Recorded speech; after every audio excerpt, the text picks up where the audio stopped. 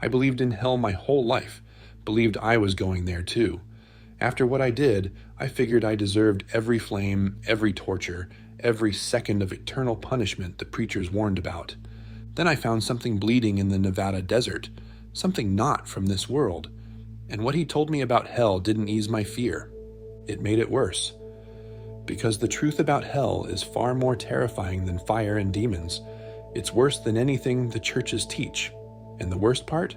You don't have to wait until you die to experience it. You might already be there. This isn't about religion. This isn't about scaring you into faith. This is about what an injured being from another world revealed to a man who had been living in his own personal hell for 23 years. A man who thought he knew what punishment meant. I was wrong.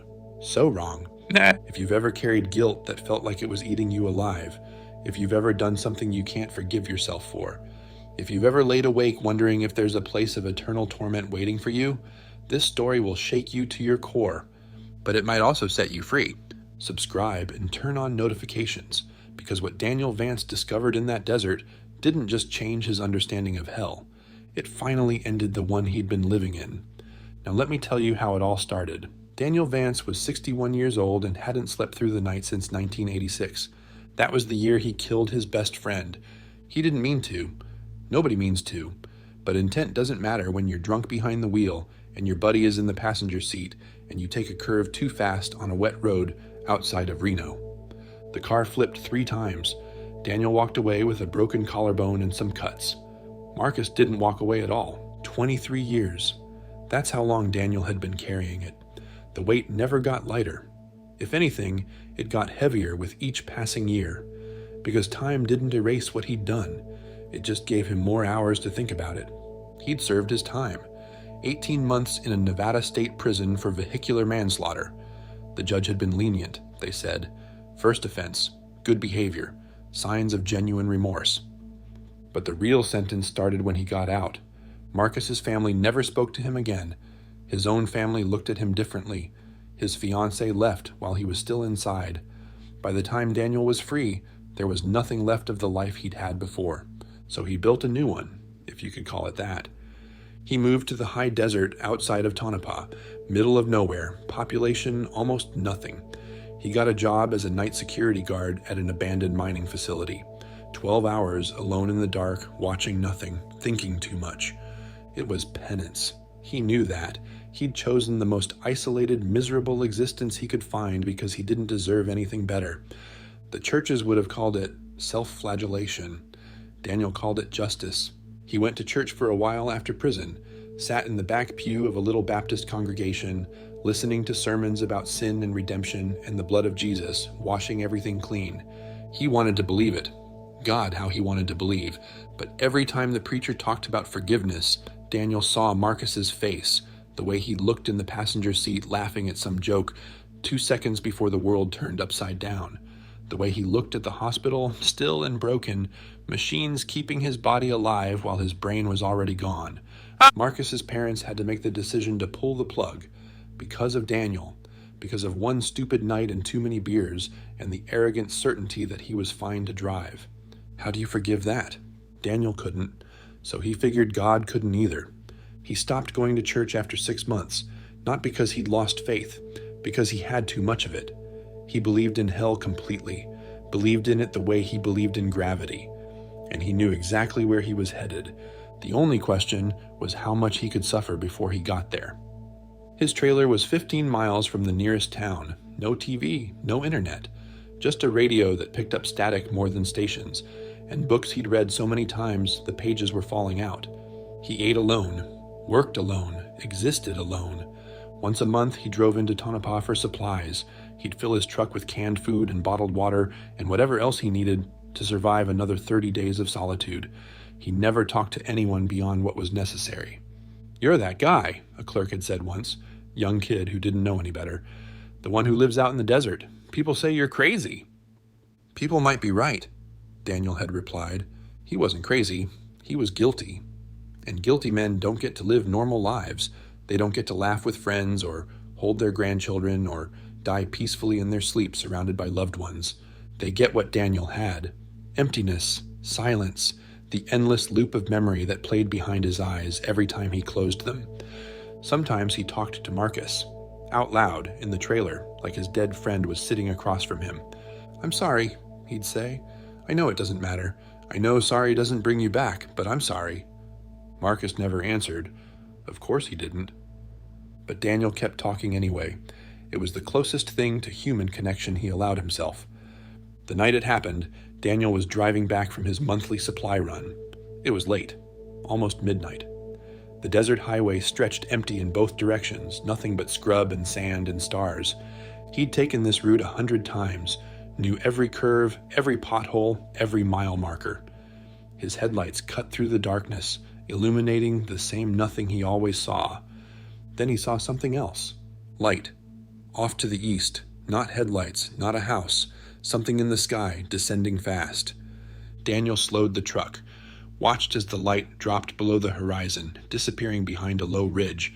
Then a flash, bright enough to make him squint, and a sound like thunder, rolling across the desert floor.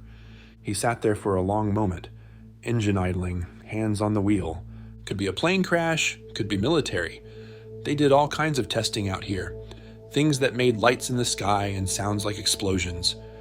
Not your business, he told himself. Just keep driving. But something pulled at him. The same something that had made him stop to help a stranded motorist once, years ago. The part of him that wasn't completely dead yet. "Damn it," he muttered. He turned off the highway onto a dirt road that led vaguely in the direction of the flash. His truck bounced over rocks and ruts, headlights swinging wildly. It took 15 minutes to get close, and when he crested the ridge and saw what was in the shallow valley below, Daniel Vance forgot how to breathe. It wasn't a plane. The thing in the valley was maybe 30 feet across, circular, half buried in the sand where it had gouged a trench on impact. Smoke rose from cracks in its surface. Something flickered inside, a dying light pulsing like a weak heartbeat. Daniel sat in his truck, hands frozen on the wheel.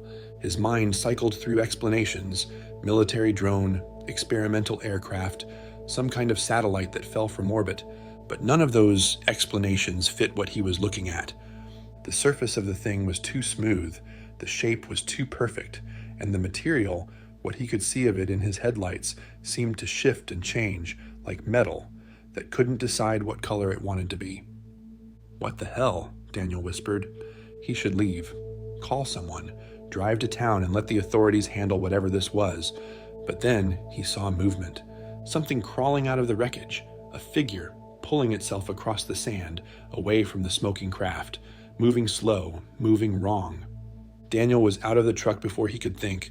His boots hit the dirt and he was moving down the slope, flashlight in hand, heart pounding against his ribs. And the figure had collapsed about 20 yards from the craft, face down in the sand, not moving anymore. Daniel slowed as he approached. The beam of his flashlight trembled. The figure was humanoid, 2 arms, 2 legs, a head. But even from behind, even in the dark, Daniel could tell it wasn't human. The proportions were off. The skin was the wrong color. A deep gray, almost charcoal, with a texture that looked more like stone than flesh. "Hey!" Daniel called out. His voice sounded thin in the desert silence. "Hey, can you hear me?" The figure didn't respond. Daniel circled around, keeping his distance until he could see the front. His flashlight illuminated the face, and his stomach dropped. The eyes were closed, but they were too large for the head. The nose was barely there, just 2 small slits. The mouth was a thin line, and there were markings on the skin, patterns that might have been natural, or might have been some kind of writing. "Jesus Christ," Daniel breathed. He'd seen movies. He'd heard the stories about Roswell, about Area 51, about all the supposed crashes and cover-ups. He'd never believed any of it. But this was real. This was right in front of him, and it was hurt. Dark fluid leaked from a wound on the being's side. More fluid ran from a gash on its head. The breathing was shallow, rapid, labored. Daniel's hands were shaking. Every instinct screamed at him to run. Get in the truck, drive away, pretend this never happened. But he'd done that once before, driven away from something he should have faced, and it had cost Marcus his life. He couldn't do it again. Daniel knelt beside the creature. Up close, he could see more details. The skin wasn't actually like stone. It was smooth, almost soft-looking, with a faint luminescence beneath the surface. The chest rose and fell in uneven rhythms. "I don't know if you can understand me," Daniel said, "but I'm going to try to help, okay? I'm not going to hurt you." He reached out to check the wound on the being's side. The moment his fingers touched the gray skin, the creature's eyes flew open. Daniel jerked back, falling onto his ass in the sand. The eyes were black, completely black. No whites, no iris, just two pools of darkness that somehow still conveyed emotion.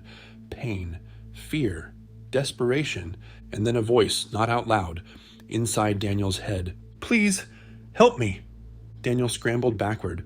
"What the? How are you?" "I am dying." The voice was weak, strained. "There was an accident. My ship. I cannot repair it. I cannot survive alone." "You're in my head," Daniel gasped.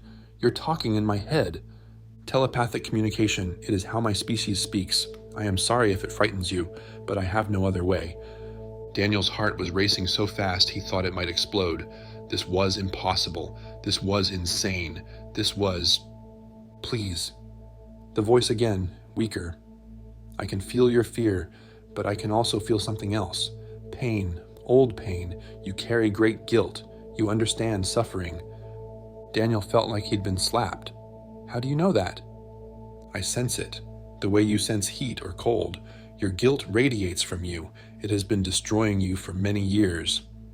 Daniel's throat tightened. He wanted to deny it. He wanted to run. But those black eyes held him in place. "I will die here without help, but before I die, I can offer you something. Knowledge about the guilt you carry, about the punishment you believe awaits you, about what humans call hell." The word hit Daniel like a physical blow. Hell, the thing he'd been running toward and away from for 23 years. "What do you know about hell?" "Everything. My species has studied consciousness for longer than your civilization has existed. We know what happens after physical death. We know what creates suffering, and we know how to end it." The creature's eyes flickered. Its breathing grew more ragged. "Please, take me somewhere safe. Help me survive the night, and I will tell you truths that will change everything you believe about punishment, about forgiveness, about the torment you have created for yourself."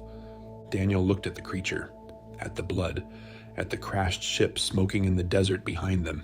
He thought about Marcus, about 23 years of guilt, about the hell he was certain waited for him, and he made a decision.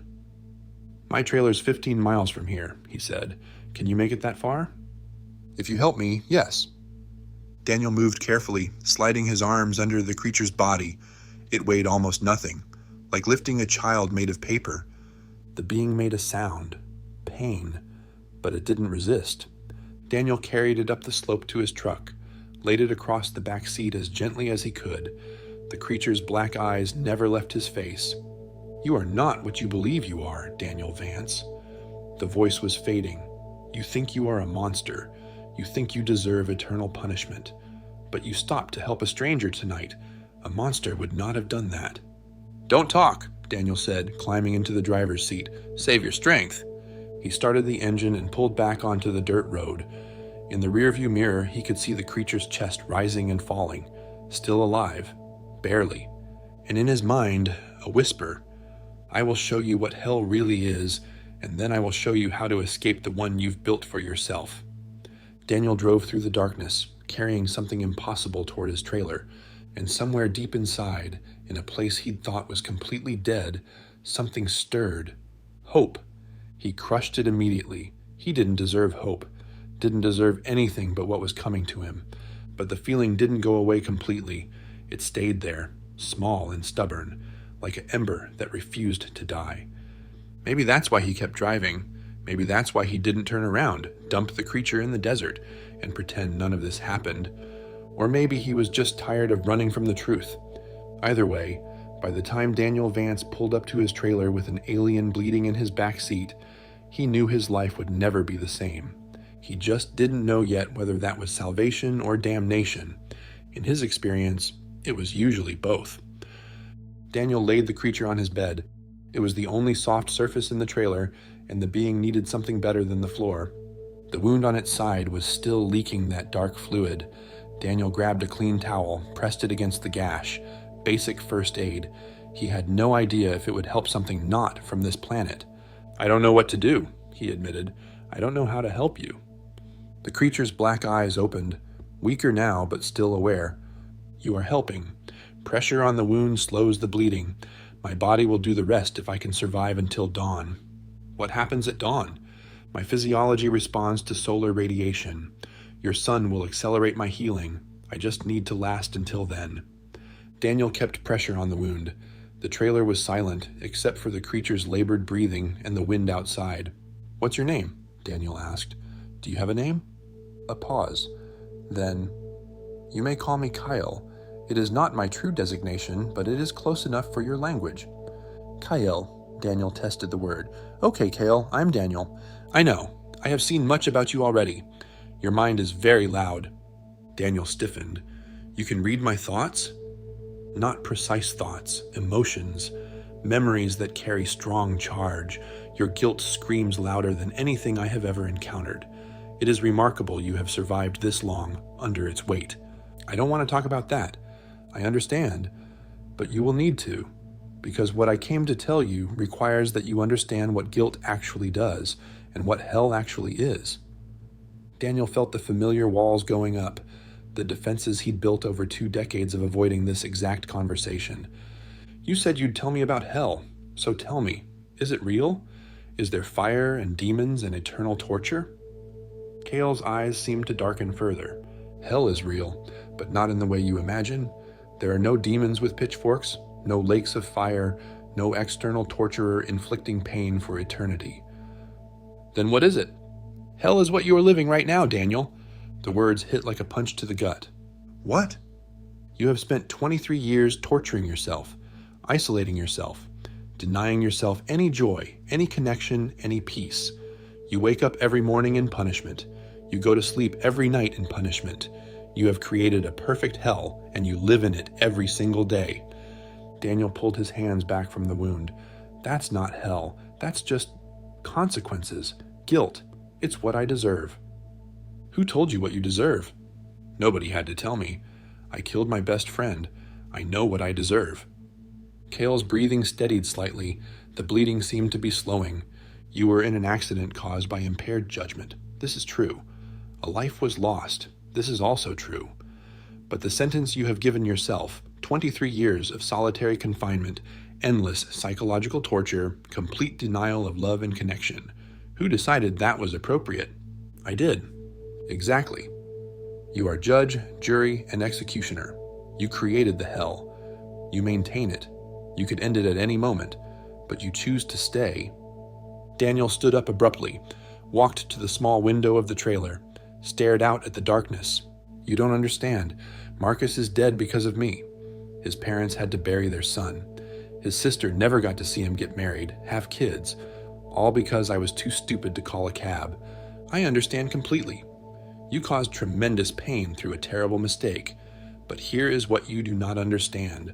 The pain you have inflicted on yourself for 23 years has helped no one. It has not brought Marcus back. It has not comforted his family.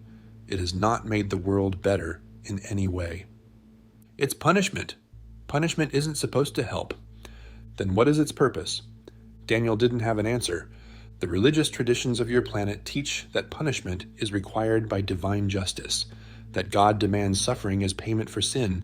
But this is a human invention, Daniel, a projection of human systems onto the infinite."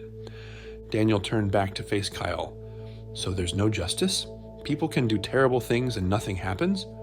"I did not say that.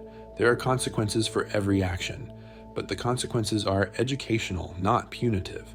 They exist to create understanding, not suffering." "What's the difference?" "The difference is everything." Kyle's mental voice grew stronger, more urgent. "When you die, when any conscious being dies, there is a process. You call it judgment, but that word is misleading. It is actually a review, a complete experience of everything you did and everything it caused." "The life review," Daniel said. He'd heard about this, near-death experiences, people claiming to see their whole lives flash before their eyes. Yes, but it is more than seeing. You feel, you experience. Every action you took, you feel from the perspective of everyone it affected. Daniel felt cold. Everyone? Everyone. If you showed kindness to a stranger, you feel the warmth they felt. If you caused someone pain, you feel that pain as they felt it. If you killed someone... Cale paused. You feel their death. From inside, every moment of it. Daniel's legs gave out. He sat down hard on the floor, his back against the wall. That's hell, he whispered. That's the worst thing I can imagine. It is not hell, it is education, and there is a crucial difference you are missing. What difference? You're telling me I'm going to experience Marcus's death from inside his body. How is that not eternal torture? Because it ends. The experience is complete and total, but it is not eternal. It lasts exactly as long as it needs to for you to fully understand. And then it is finished. How long? There is no time in the non-physical realm as you understand it, but in human terms it might feel like minutes or hours. Not eternity. Never eternity. Daniel was trembling. He couldn't stop. And here is what else you are missing. After you experience what you caused, there is no punishment, no sentence, no one condemning you. There is only understanding. Complete, compassionate understanding of what happened and why. That doesn't make sense. If I feel Marcus dying, how can there be no punishment after? Because the feeling itself is the entire process. It is not separate from judgment. It is judgment, self-judgment. You understand completely what you did, what it cost, what it meant. And that understanding is not followed by torture. It is followed by choice. What choice? What you will do with that understanding, whether you will use it to grow, to evolve, to become more compassionate, or whether you will trap yourself in guilt and repeat the same patterns in another existence. Daniel closed his eyes. His head was spinning. This is what humans misunderstand about hell. You think it is a place you are sent to as punishment, but hell is a state you create and maintain through your own consciousness, and you can leave it any time you choose. I can't just choose to stop feeling guilty. It doesn't work like that. Why not? Because what I did was wrong. I killed someone. You don't just get over that. You are correct that you do not simply get over it, but there is a difference between acknowledging harm you caused and perpetual self-torture. One leads to growth. The other leads nowhere. Cale shifted on the bed, wincing. Let me show you something. It will require physical contact. Are you willing? Daniel opened his eyes. Show me what? What Marcus actually experienced. Not what you imagine. What actually happened. Daniel's heart stopped. You can do that? I can access energetic imprints, what your people call memories, but stored in consciousness, rather than physical brain matter. Marcus's experience is still accessible. I can show you. I don't know if I can handle that. You have been handling an imagined version for 23 years. Perhaps the truth would be easier than the story you have told yourself. Daniel stared at the creature on his bed, the impossible being from another world, offering to show him the thing he feared most. He thought about 23 more years of the same torture, the same nightmares, the same loneliness, the same slow decay into nothing. Okay, he heard himself say. Show me. Kyle extended one gray hand.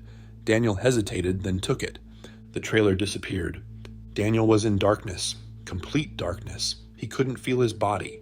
And then he was somewhere else. He was in the passenger seat of a car. His car. The old Mustang he'd been driving that night. But he wasn't driving. He was sitting beside someone. He was Marcus. The realization crashed over him like a wave. He could feel Marcus's body, Marcus's thoughts, Marcus's emotions. They were laughing. Marcus was laughing. Daniel, the other Daniel, had just told some stupid joke. Marcus thought it was hilarious. He felt happy, warm from the beers they'd drunk at the bar, glad to be out with his best friend. The road curved ahead. Daniel, the driver, was taking it too fast. Marcus noticed but didn't worry. Daniel was a good driver, always had been. Then the tires lost traction. Marcus felt the car start to slide, felt the moment of confusion, felt the first spike of fear as the vehicle began to rotate. Daniel tried to pull back, tried to escape the experience, but he couldn't. He was locked inside Marcus's consciousness, feeling everything his friend felt. The car flipped. Marcus's body slammed against the door, the roof, the dashboard. Pain exploded everywhere. Something broke in his chest. Something else broke in his neck. And then Stillness. Marcus was lying in the wreckage. He couldn't move, couldn't feel his body anymore, but he was still conscious, still aware, and he wasn't afraid. Daniel felt the shift in Marcus's consciousness. The pain faded, the fear dissolved. Something else took its place, something vast and peaceful and impossibly beautiful. Marcus was seeing something, a light, not the cliché tunnel, but something more like a presence, a warmth that felt like being wrapped in love. And Daniel felt what Marcus felt in that moment. No anger, no blame, no resentment toward the friend who had been driving. Just peace, just love, just a sense that everything was exactly as it was meant to be. Daniel, Marcus's thought, clear and warm. It's okay, buddy. It's okay. The vision shifted. Daniel was no longer inside Marcus's final moments. He was somewhere else. A space without form, without dimension, just consciousness.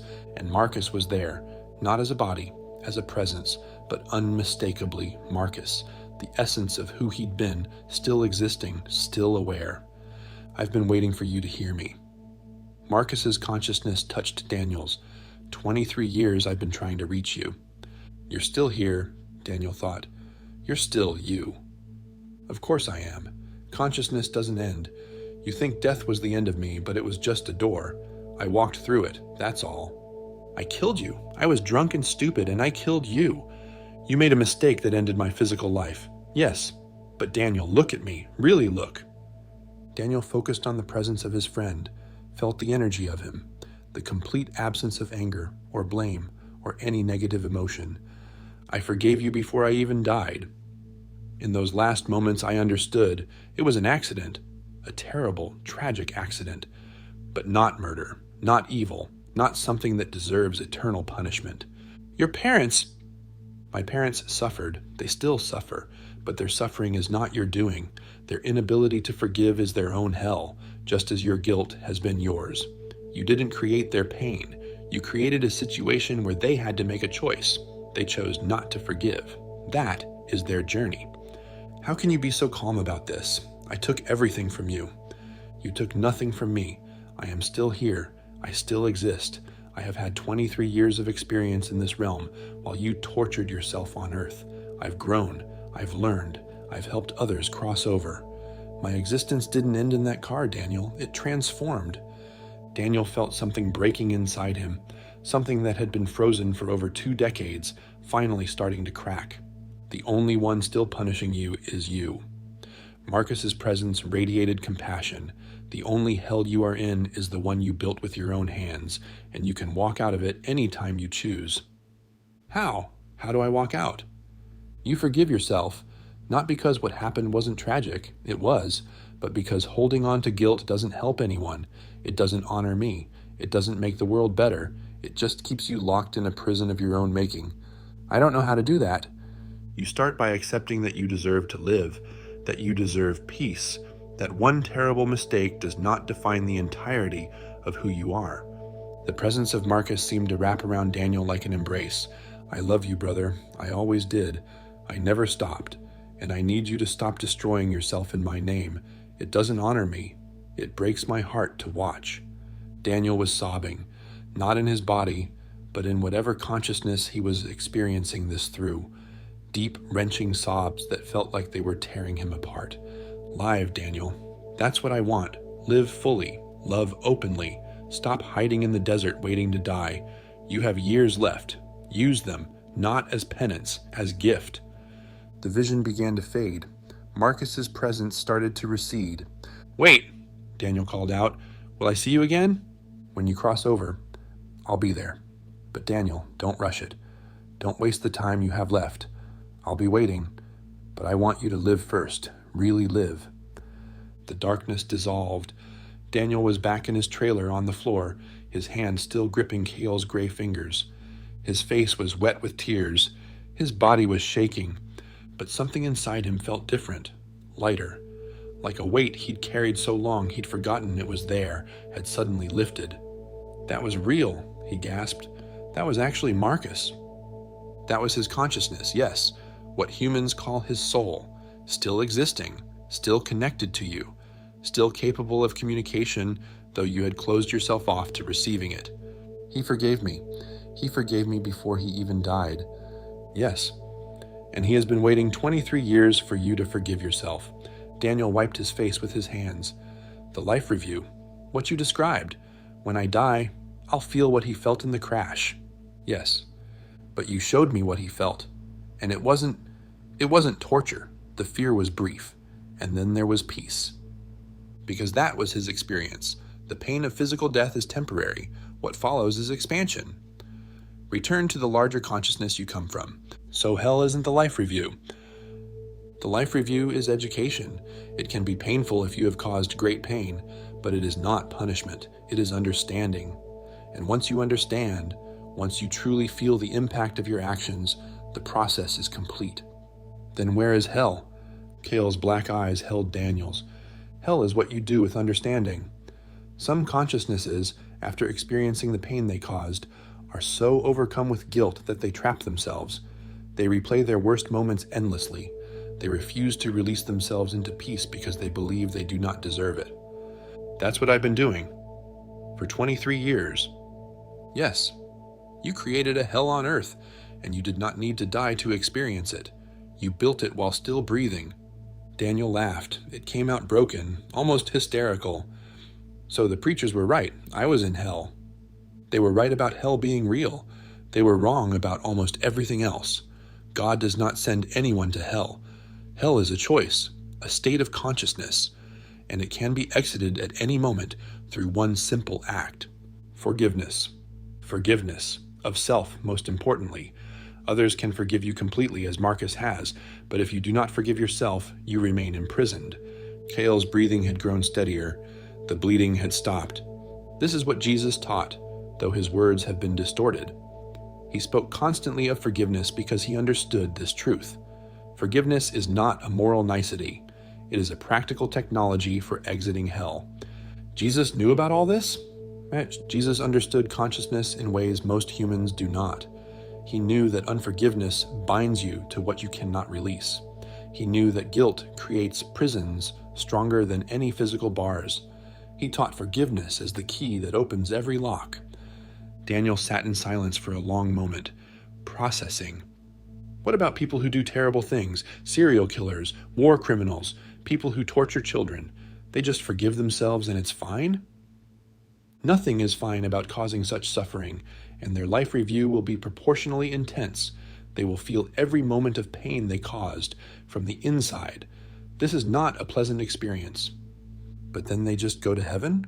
They go through understanding, complete understanding, and that understanding changes them at the deepest level. A consciousness that has fully felt the pain it caused cannot remain the same. It evolves, it grows, it becomes capable of compassion it never had before. That seems too easy. Does it? Imagine feeling every moment of pain you ever caused anyone, every harsh word, every selfish act, every time you made someone feel small or afraid. All of it, experienced from the inside. Is that easy? Daniel thought about it, really thought.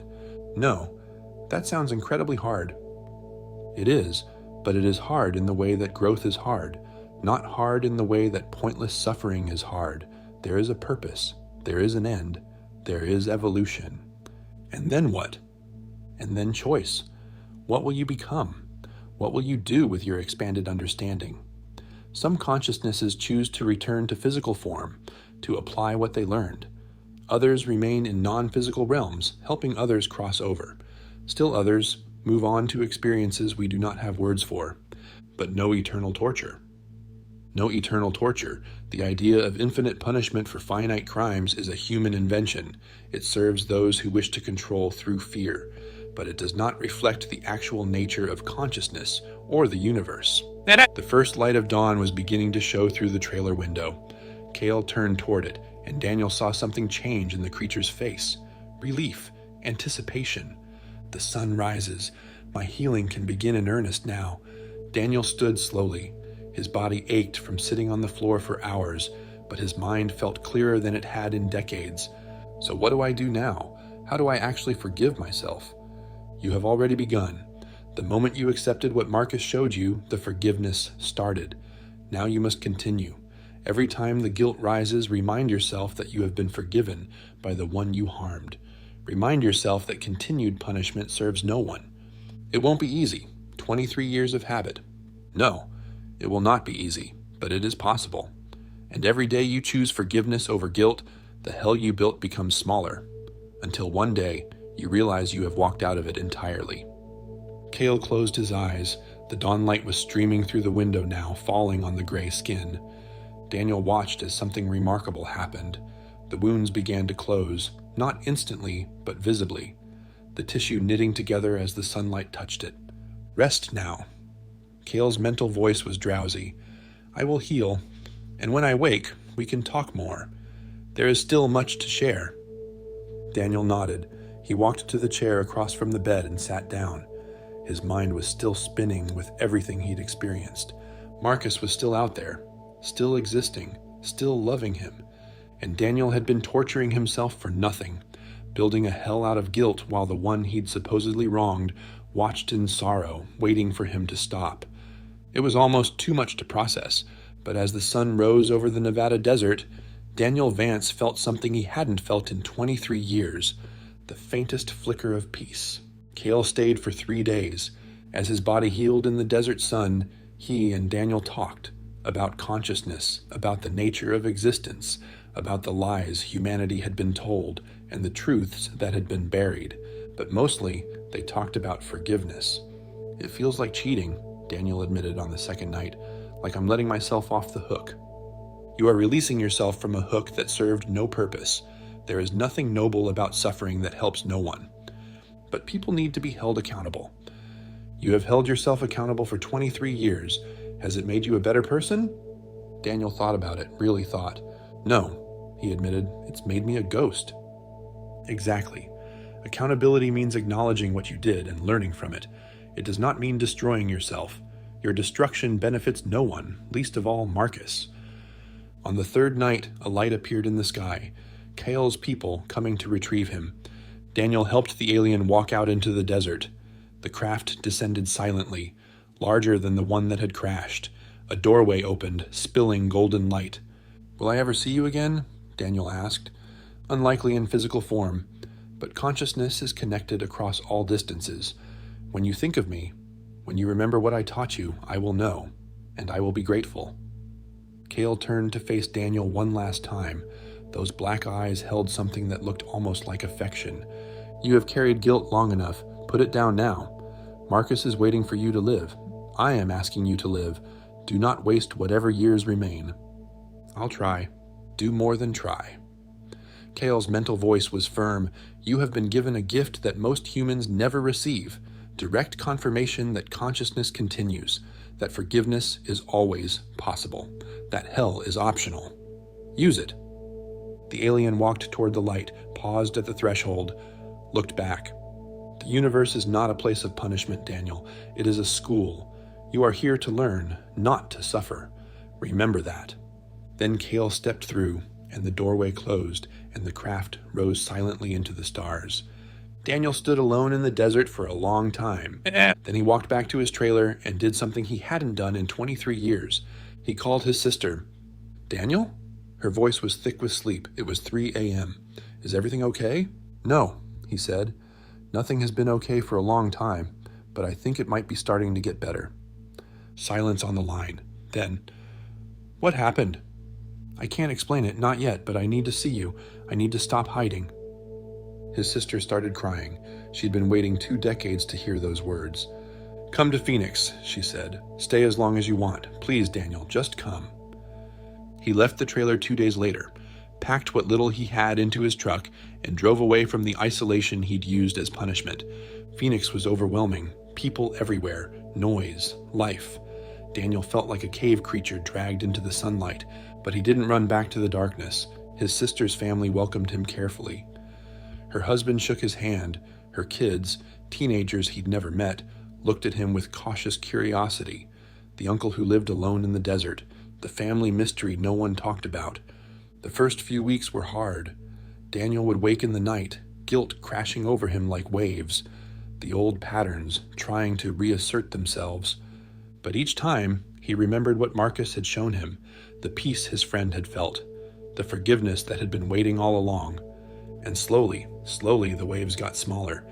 He started seeing a therapist, a kind woman who didn't judge, who listened as he talked about guilt and forgiveness and things he couldn't fully explain. "You're describing a spiritual experience," she said during their third session, "a breakthrough."